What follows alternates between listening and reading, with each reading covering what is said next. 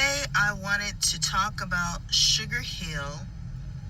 And the reason I want to talk about Sugar Hill is because I came across a video on TikTok that was talking about the history and how they have bought homes in a neighborhood that supposedly that was for whites only or what have you. The thing why I want to elaborate about this is because I was there during those times. I lived in those Sugar Hill areas because I have family members there.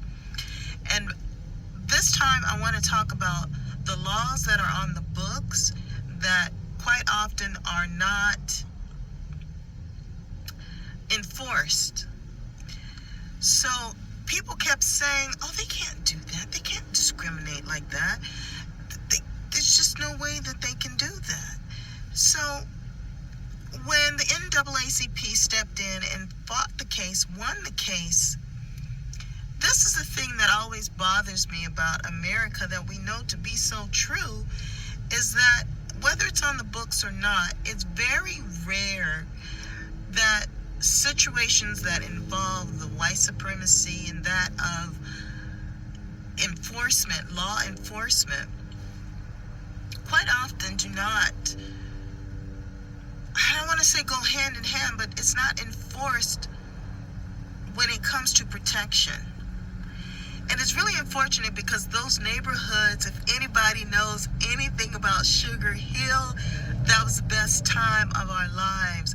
That was a time in an era of Black excellence. In those neighborhoods, you had doctors, lawyers, attorneys. It was professional at its finest. You had models, you had athletes, you had all the top-notch people in your neighborhood.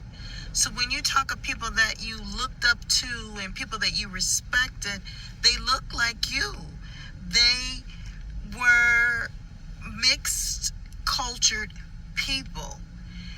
And during the 1980s and the 90s, when hip-hop was something and everybody was really feeling themselves, as they say, well, there were some people that went around to get more so-called history, Black history. And this is when the tide turned from Black history to African American.